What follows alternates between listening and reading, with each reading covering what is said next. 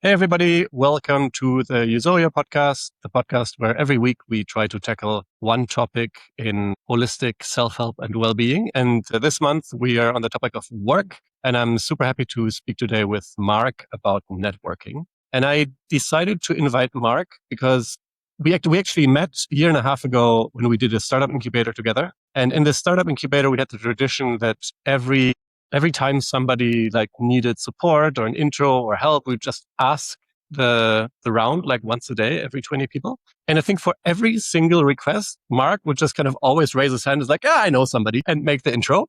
And I've just never met anybody like this. So I felt like this is the opportunity now to learn how it's done. Actually, as a little anecdote, we were just talking a little bit, catching up before this podcast, and unprompted, you again were like, actually, like I know somebody, partner of a cousin, like he's doing recruiting, like you should talk to him. And I think this comes very naturally to you. And I'm wondering, like, is this something you're doing consciously? Is it just like a habit that built over time? Like what's helping you there? Okay, well, thanks for having me on, Christoph.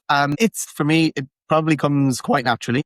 So I'm not actively or intentionally doing that. I enjoy meeting new people, talking to new people, engaging with people, like learning from them and then helping them if I can. Or like you mentioned, once you get to know a lot of people, you can then help other people. So for me, it's not super conscious, but I suppose people have told me along the way that I do this a lot. I didn't even think it was out of the ordinary. But people said actually I maybe do this more than most people. And so I have been more conscious of it recently. And so have been kind of trying to be able to articulate some of the components of it. But for me, it's more of like an infinite game where I get to meet new people, be interested in them, learn stuff, and then eventually build social capital, which is something I wouldn't have thought of before. For example, like some people describe it as building social capital. I never would have thought of it that way, but it is a helpful frame, I think, to put on it later and say, well, that's one way of thinking about what you're doing when you're meeting people. It's a bit narrow in scope. I mean, I also just like meeting new people, and it doesn't have to be that intentional, but it works both ways. You can frame it either way. Yeah,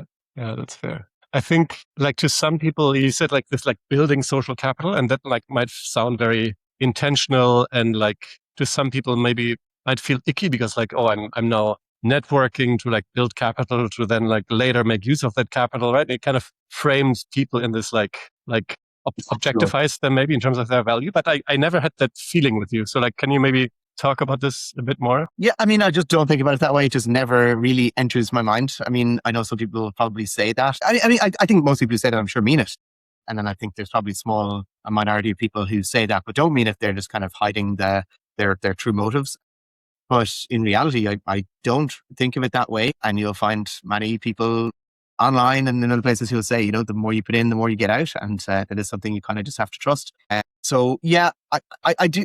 It's hard for me to give others advice on it just because different people start from different places. But I do think one way potentially to help with that is like to reframe it. I haven't luckily had to do this for myself because it's my default, but I think you can reframe it as being curious about people.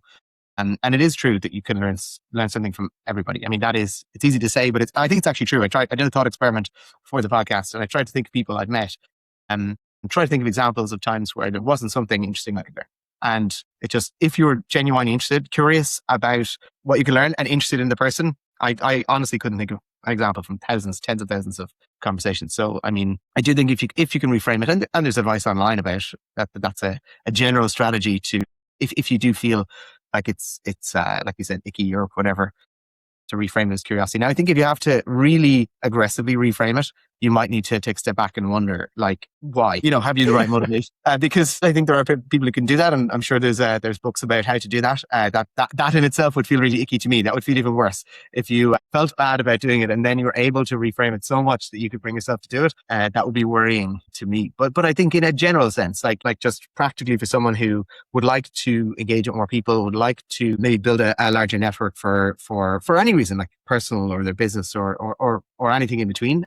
I do think that approaching it like actually without much of an outcome really improves the quality of the conversation. It really improves how quickly you can get to kind of common ground and build trust with people. And again, building trust even seems like a very intentional thing, but I just think it's just a way of framing what's actually happening. Is like any relationship, once people trust each other, they're more willing to share, take risks with one another, and that has to work both ways. So the other side of it being icky is if you're willing to go the extra mile for the other person, then it's not icky at all, right? Like, because you're genuinely willing to put in the effort for the other person. So I think there's a couple of things for reframing in terms of not actually looking to get anything out of it, except maybe what you can learn. And then also expecting to be helpful for the other person means that if it ends up, and I think a tiny percentage of these are going to end up being somewhat transactional, or not even transactional, but that someone will want to do something for you and vice versa. If you expect to be giving on the other side of it, then it's not a big deal, right? Like in all cases, you expect to give, and in some cases, people might choose to give back. And that just kind of, I think it's a very positive sum way of approaching it. Yeah, that makes sense. I think what you mentioned first is like just like approach it from a state of curiosity that there's always something interesting you can find of other people. I think this we also talked about in like we had a section on like friends and kind of how to make friends. And yeah, if you just approach any kind of new interaction with like some empathy and curiosity and like really wanting to kind of understand that person and help that person, that sounds like a super good way of doing this. And then I also noticed you on your point about the friends thing. So I actually had this theory. I'm sure it's been researched more than I've looked into it, but I think actually most of the strongest connections genuinely are friends and not this kind of business network that most people will frame it as. I think in general, I feel quite bad actually about using the term networking. It just seems, I don't know, it doesn't sit particularly well with me. And I had an experience where I was at an event I was working at an event many years ago as a student, and there were some very, very successful people at it. And what I noticed afterwards was they were all adding each other at the time on Facebook. They weren't adding each other on LinkedIn. So at the end of a weekend together where they were all doing these things, but they were all in the same industry. They weren't connecting on LinkedIn, they were connecting on Facebook. And what I realized was, and I connected with some of them, they connected with me. And so, I was able to be exposed to see like who their friends were. And like, I was shocked. I was like, wow, these people are connected to all these famous names that you would know. Right. But it was on Facebook and at the time. And I suspect it's similar now. That's not to devalue LinkedIn. There's obviously a ton of ways that can be valuable as well.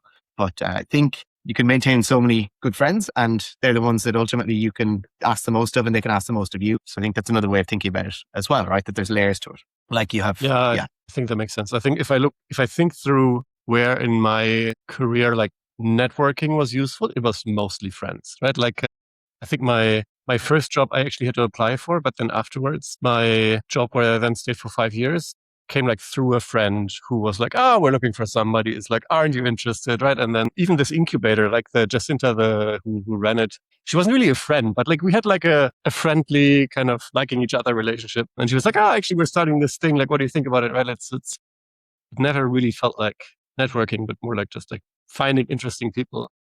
Actually, a friend of mine, still back from the BCG times, the job that I actually had to apply for. He was for a very long time kind of more of an execution consultant, just like doing work. And then at some point he had to learn how to make relationships, because at some point when you're a partner, you actually have to sell, right? And if you can't sell, then you won't get very far in your career at BCG. So he had to was like putting on a workshop, and then in the workshop, they were like, well, basically you can think of networking as like a 2x2 matrix. And it's like, most important thing is you have to enjoy hanging out with the people. Like if you don't enjoy hanging out with the people, it's just not going to work. I think this is going to this friendship idea, right? And people will notice it's going to take a lot of energy. It's like not something that'll help you a lot. But then kind of they added this dimension of like, who is the high potential person, right? So you basically want to aim for high potential people you like to hang out with. I think that to me seems like an interesting lens, because usually high potential people are also just like super fun, interesting people that I like hanging out with. So maybe you can just limit it to one axis. But yeah, how do you think about it? It's like, does it resonate? Yeah, it's not surprising that a BCG consultant proposed a 2x2 matrix. That's maybe surprising part about that. But it is helpful to add a second to put the two dimensions in the one space, because I suppose how I might would think about it, and kind of drawing on from our previous question, was like, you have your friends who almost like a barbell, where you have friends who are super close. And this is maybe using Dunbar, if people want, we can add a link to it. But like a very helpful mental model that I have discovered in the last few years, if you think about Dunbar's number, is the one that most people are familiar with, of 150 meaningful relationships that the average person can maintain. But there's actually like almost like an onion. I think with like an onion, you have like one or two immediately close people, then 5, which is usually very close friends, family, and then like 10, 15, 25, 50, 150, 500, 5,000, 1,500, 5,000, and the Sester model is kind of in question further out. But I think about each of those layers as having like a different role in your life, and you have a different role in their life. I think some research finds that like if you have one or two very close people, that's technically all you need to live a longer life. Like the people who are number 500 of your friends list are probably not coming when you have a heart attack, but the person who's like in the room next door hopefully will. But I think so, like, I often think of it in this kind of linear dimension of like the people super close to you and then the people further out. And then people further out from you, which would be effectively weaker ties, can be very beneficial from, I think people talk about like bridging connections. So these are people whom you only know so well, but they're at the edge of your network. And that most likely means they're actually in a larger diversity of other networks. So they're a large variety of networks. So you actually get more exposure from those people, but you have weaker ties. So you can ask less of them and they can ask less of you, arguably. And so I would have previously thought about it mostly on that kind of linear dimension. But like when you add in the second one, like are they super fun to hang out with? I mean, but eventually it just will happen that way, that like you said, the more fun people you spend more time with, they become closer, they become part of your kind of inner circle. But I think it's a very helpful way of thinking about it. I think the high potential is an interesting way of framing it because, again, to move away from the transactional mode and thinking about, well, what can I get out of this relationship? High potential just means, well, it could mean anything, I suppose, but it's someone that you think they're going to have bigger and better futures and whatever that means to you and to them. And hopefully they think the same of you. I'm reminded of something I think Charlie Munger is reported as saying, if you want to find a great partner, be a great partner. And so I think it's the same here, right? Like, how do you find great people to be in a network with?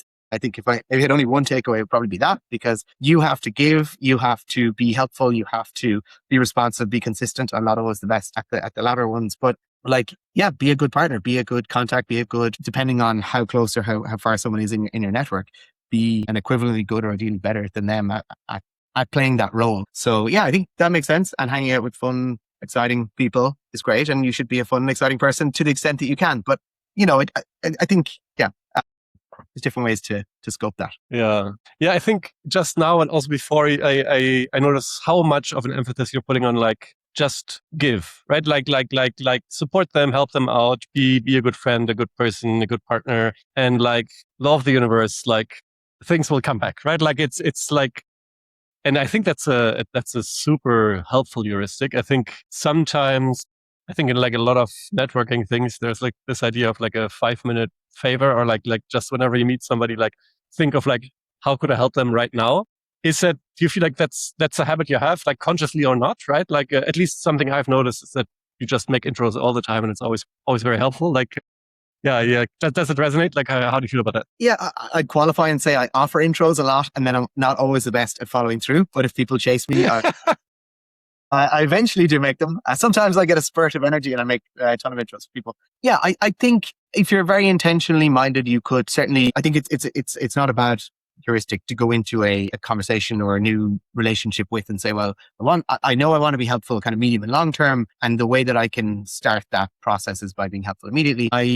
My natural state, I like to do that with intros. It's probably kind of a meta point because once you build up a large enough network, it's easier to make intros than I think you do have to be careful. I learned that kind of not maybe explicitly, but I remember meeting someone I thought he was very effective founder. And I was like in my early 20s, just starting out in business. And we were having a great conversation. He's super engaged. And then I mentioned some things. He said, "Oh, these are the 5 people I need to introduce you to." And I was like, okay. And as I was still processing the people, he'd named them and I was starting to understand who they were and what they did.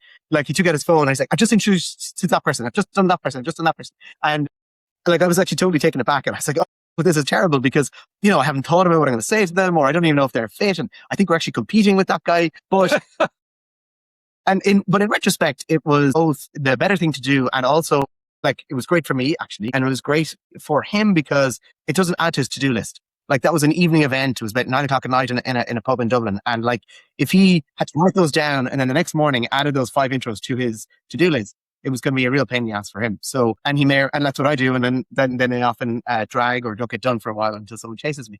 So I do think if you are willing to do something like an intro or do a quick task in the moment is even much better than committing to doing it in the future if you can. Maybe I can give you another quick tip while we're on the topic of yes, like, please. And they say that the only thing to do with good advice is to pass it on. So, I mean, I heard this from a friend of mine who was building a network in San Francisco. I'd say it's a very common use case actually, because San Francisco is full of transient people and has this, it's very attractive for people to go. Everyone knows there are great people there, but it can be hard to break in.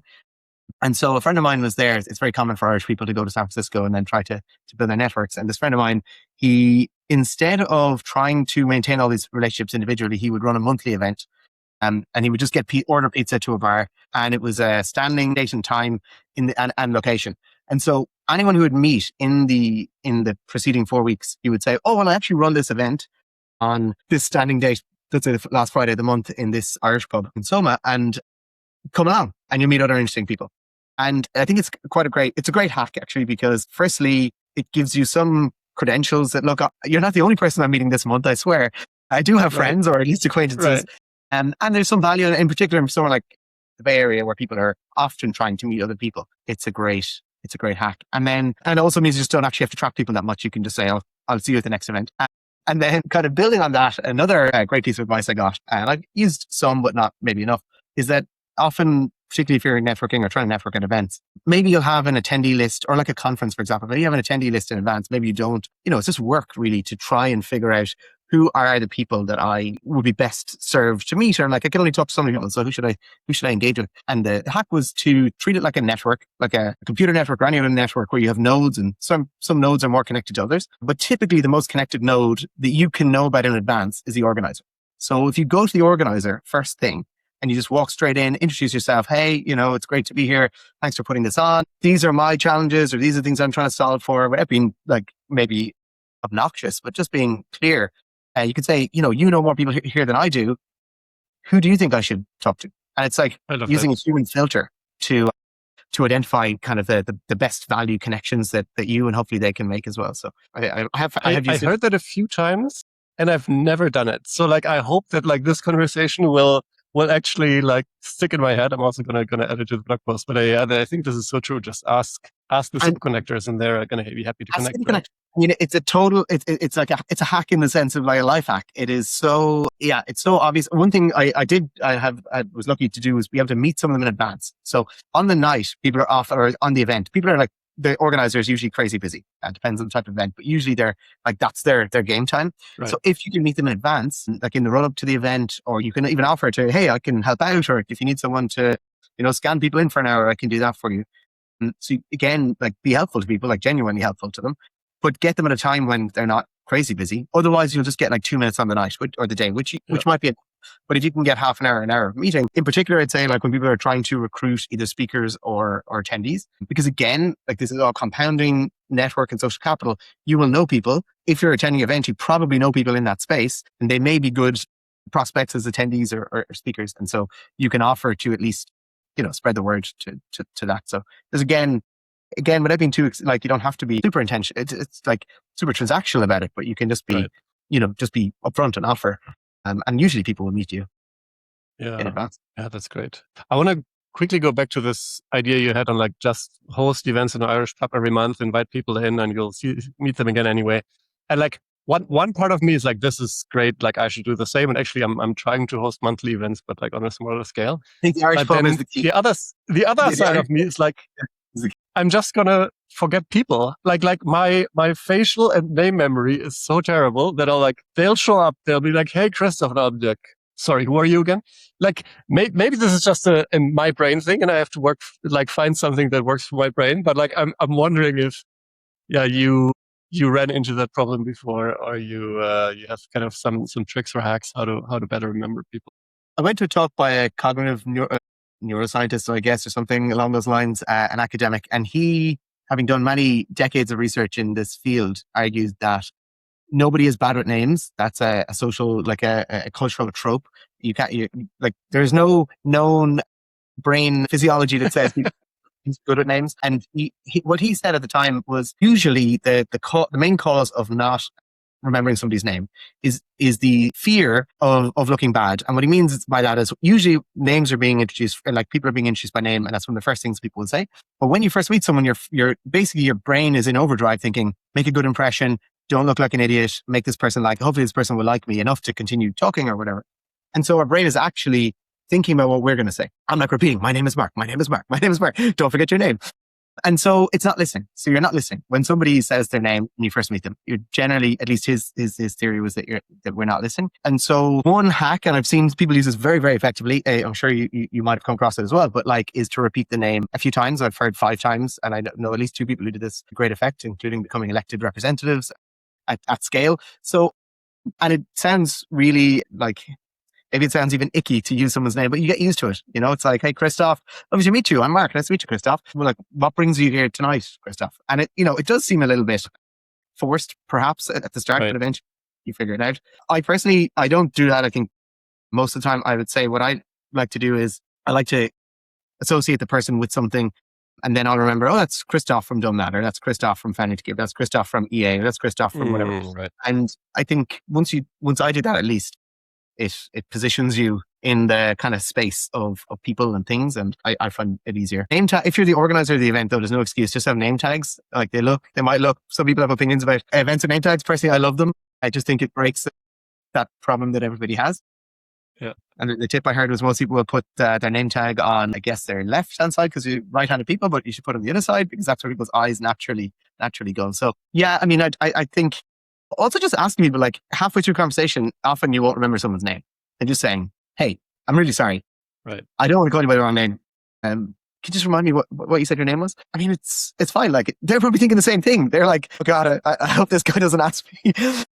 Or like people will use tricks like, can I just add you on LinkedIn? Here, hand them your phone and say, hey, just put in your name there. So I have used that. I've used that a few times, and other people have clearly used it on me as well. So it's a normal thing. I'm just thinking, so like hosting events, doing these things, like it all costs time, right? Like it's like work. And like for some of the listeners of this podcast or like readers of the Substack, it's maybe more like, people who like network less, right? And maybe they invest less because the value is less clear, right? Like, so if you kind of think back through your career, like how much do you think, usually the question is how much is hard work and how much is luck? Like let's make it threefolded. How much is hard work, luck, and how much is actually just connections and network? It's like, I'm curious where it helped you, or Yeah. I think if you ask my previous co-founders, they'd probably say I spent too much time building social capital and not enough time.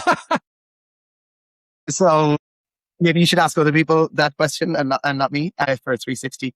But I think the main, on the value side first, like to kind of quantify to help people decide whether they should invest in spending time in building a network or building social capital. I think for me anyway, and I might have I might be better positioned than some people because I'm just predisposed to it. So I think you have to also factor in like your natural effort or inclination towards it. But I think the key for me is it's an asset. I haven't never thought about this along the way, but when you reflect on it, you realize you can overcome problems with different resources. And one resource is if you have a ton of money, usually you can buy solutions to many problems, not all problems, but many problems. If you have a lot of status, for example, I mean, if you're a famous podcast host like yourself, Christoph, I'm sure that get you invited to the Met Gala and things like that. So there are certain resources or assets that we have. And I just think social capital is probably one that I guess now it's called social capital, but back in the day, it was like just people who knew people. It's like, it's not what you know, it's who you know. Like these are very long-standing pieces of wisdom from many like traditions and cultures. Like this is well known, like the gossips, the people who knew the most, or like in Wall Street, why the gossips sell the news. Like, so I think firstly, it's worth recognizing that historically it has been valuable to at least some people to have better information, to know more people, to be able to get favors, to like, you look at, access, access over ownership. Like if you have access, it's often more valuable. So I think in general, it can be very valuable if someone is so inclined. The way I think about it is like, it's just a mode of solving problems. So no matter what the problem is, if you have either a diverse enough network or a network in that domain, you can probably find a solution to it because someone in your network will find a solution. And I think something that's helpful to when you think about your network or social capital in terms of the value is, I heard this from a guy who actually gave a talk on professional networking. And he said, remember, when you meet someone, you're not meeting them, you're meeting their network. So both from a value perspective, think about it like you meet one person, and typically think about like Dunbar's number, someone can, and maybe from a favors perspective or like doing you a solid, someone can probably ask up to probably 50 people that they know a reasonably difficult favor. So I think that's on the value side. And then the other thing is on the, I think that's on the value side. And then Yeah, personally, I think getting over like solving, it's a tool. It can be a tool for solving problems. Right. Yeah, I think that's like probably the main way I would think about whether it's worth kind of doing. Yeah, Like if that you totally have makes tools sense. of problems currently and you're like absolutely flying through all the problems, then maybe you don't need to do it. It's also a safety net for people, can be a safety net for people, like you mentioned about getting jobs through referrals and stuff. And friends and network. I think I always say to people who tell me they're applying for jobs, I'm like, you're doing it the wrong way. I mean, I was going to say, we all know. That's the thing. We don't all know. Many people know that many jobs, I won't say most, I don't know, but many jobs are actually distributed the way you described, through Yeah. personal network, people who have high trust. And I think it's unfortunate that many people, probably most people, don't actually realize that. And so then they apply for hundreds of jobs maybe, and hear nothing. And often it's because it was actually, that's the channel that the job officially was posted through, but unofficially Right. it was being distributed some other way. So I think there's the things you can know about and there's things you don't know about. But in both cases, having a strong network can be valuable. Yeah. And I mean, the jobs thing is like, why do people do this? Because at the end of the day, you need to trust the person, right? And you can like do all the interviews you like. If you do 3 interviews or if you know somebody for a lifetime, like that's just a different level of trust, right? And so, yeah, maybe that's a higher level thing also with networking, right? You just build trust with other people in your integrity. And if you as a person and that trust is then easily distributed through them, maybe. Yeah. I think that's arguably the core of it. Because if you have zero trust relationships, you end up being like purely transactional. And that there are some stats on this, which I heard on a podcast, and I can dig those out, but for people if they'd like afterwards. But there's a percentage of people who are like purely transactional. And there's a percentage of people Right. who are like essentially purely altruistic. And then most people are kind of a mix. And then it depends on the nature of the relationship. Like, I want to go to the shop. There's only a certain type of relationship you need with someone in there. So yeah, but in the end, I think it's all trust. It's just like investing. People talk about like risk buckets as well as the return buckets, and it's the same way with relationships. At the end of the day, you're just contributing to the trust piggy bank, and I think it's then a question of just how you want to distribute that. So like, some people will have a very focused network in their industry. Some people will have a very local network around where they live maybe, and some people will distribute it in other ways, like in communities online. And yeah, so I think like you end up with almost a portfolio view of you can have a portfolio view of your network. Just one thing on that, I would say, like, we talked a lot about kind of developing a network and building maybe social capital, but like what's often missed is like you can really only maintain, back to Dunbar's insights, you can only maintain so many meaningful relationships, and then another number of like weakly held relationships. But like at the end of the day, it's close to a fixed number, or at least it's limited. And so maintaining it is as important. And some people would say, historically, I like got rid of 50 Facebook friends, or I purged my LinkedIn of like 500 people I don't really know. And so I think like maintaining them is just as important. And I think you'd asked about like how people could, do something about it. And if it's not maybe their natural state, is like, you can also just start with people you already know. Like, don't create the hurdle of having to also meet a new person. But like, you have a long tail of people you've already met before and had some positive engagement with. And I think you can restart relationships, and it's a good place to practice. Yeah, that's a super good point, actually. I haven't really thought within networking, at least, about this like maintenance aspect that much. I wonder, like, do you practice, like, I guess like the traditional thing is like Christmas cards that people send around Christmas, post on LinkedIn, I guess, also like just put you in the face of relationships, right? It's at least like leads to some kind of awareness. It's maybe less, but it doesn't maybe build trust much, right? So like, do you do other things to maintain? Do you just like randomly text people? Like I don't know. I have seen lots of people do lots of things, so I like to observe what other people do. Yeah, there's in the book Influence, I think they talked about a sales guy who just sent people a postcard saying, "I like you." And he was the top performing car sales guy in the US, if I remember correctly. But he sent like thousands of these postcards to every previous customer, and people kept buying from him. Because at the end of the day, and I can't remember the exact reference, one of the great female founders, but she said, imagine people are going around with a chain that just says, "Make me feel special." Because, most people, that's all we all want, right? So I think the cards, the engagements are like a great way to do that. I personally don't do a lot of the broadcasting, but obviously it works very well for I assume it works well for people who do that. I think I've seen great networkers do, and people who are able to maintain. I think the measure for me is like, who can maintain larger than Dunbar's number, so more than 150 connections, because I think goes some way to a quantified measure of how quote unquote good someone is at maintaining their network. And I mean, the other one is like, if you ask someone for something, will they reciprocate? Which mightn't be the intention of your network, but I think it's a good measure of the strength of some relationships. And, there is a concept of reciprocity. So if you do something for someone else, they're more likely to do something for you. So famous teddy bear experiment, I think, or something like that, or book experiment with one of the US presidents. But yeah, so I think you do need to maintain it. One way I've seen people do very effectively is you have to remember what's important to the other person. Like, how you do that is up to you. You can keep it in your mind if you're so inclined. Other people write it down. There's very famous cases of people having like Rolodexes or tickle files where they keep details on each person.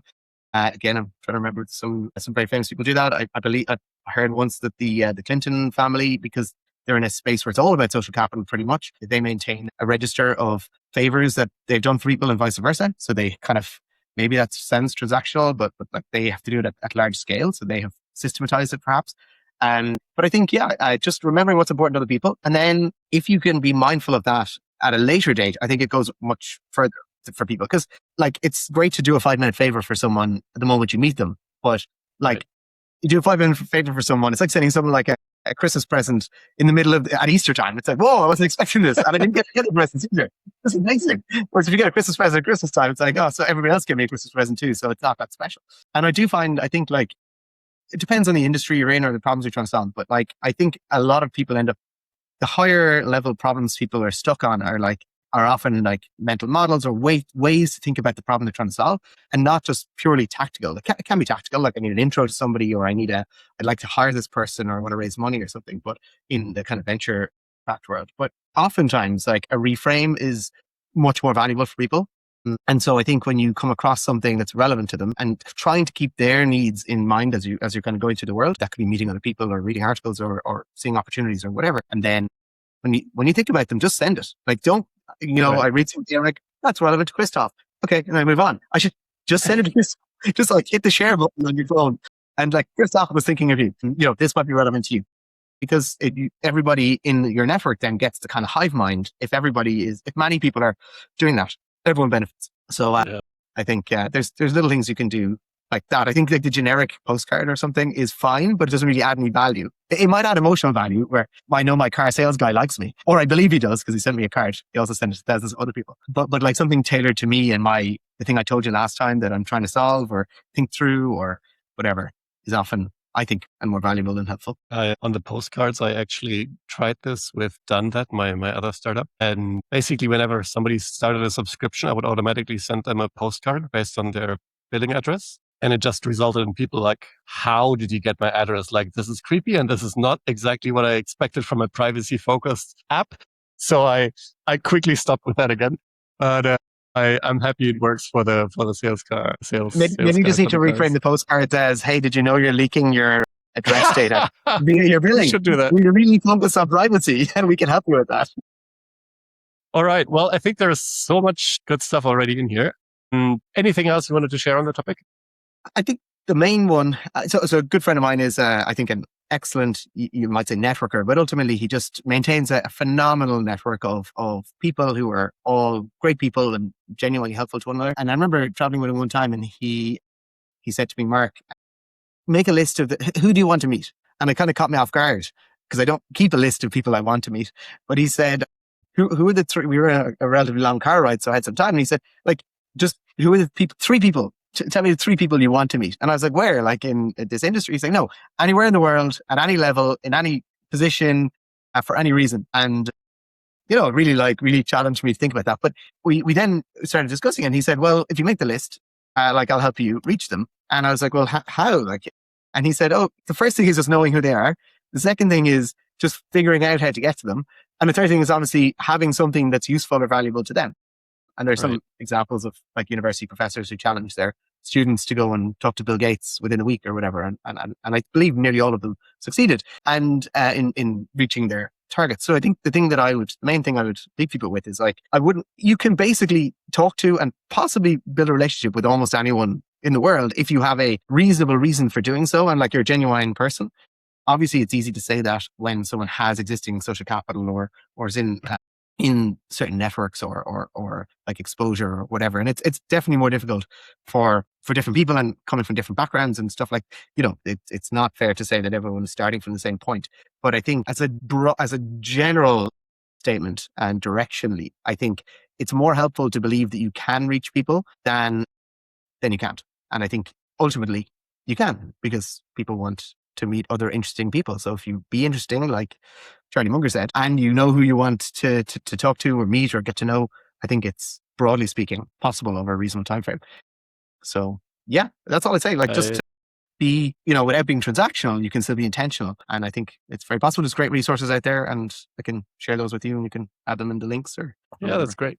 Actually, reminds me, I did this course as like a student, I think, or a PhD student, I forgot already, with, I think, Cal Newport. I hope I'm not like messing this up. It's like been so long ago. And they were also like, yeah, make a list of like people you want to talk to and like reach out to them with like a good reason or whatever. And this was like focused on like career guidance. And one of my idols back then was Sebastian Thrun, who was like this German guy who made the first self-driving car, Udacity, lots of other stuff. And I wrote him an email. I was like, about career advice. And he replied with career advice. I was like, you can do that? So I fully agree. Like, I mean, I have tried Bill Gates, but with a good enough reason, maybe that also works. Yeah. I mean, why not? And like, people know people. So like, I think that's something else that, again, with the right, there's a story, I'll be brief, but there's a story my dad tells of Mother Teresa, and she wanted to talk to the US president, and she was in an airport, and she walked up to one of the ladies working on a desk and said, "Can you call the US president?" And she wasn't even in America, I think. She was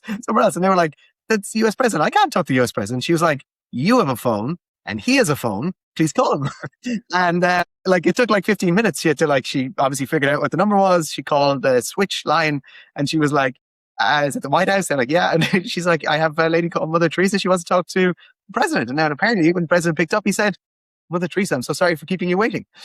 So, like, I mean, obviously she's starting from a lot of capital, and not financial capital, but in her case, like a ton of status and maybe even social capital. But I mean, the same principle applies. Like, people are reachable, and now more than ever, sliding into DMs is a thing. You just have to be like, be reasonable. Don't be unreasonable in your expectations, but like, and just add value. And like, everybody has something they need help with. And if you're willing to go the extra mile, you can be helpful to any of these people. Like, Bill Gates is, I'm sure, interested in perspectives on certain things that some people will know about that he doesn't, because he doesn't spend all his time on TikTok or whatever.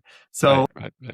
yeah, there's always something you can be helpful with. All right. Well, I think that's a super fun one to close on. Thanks for all your time and joining, Mark. And we'll be back next week with another topic on work. Bye-bye.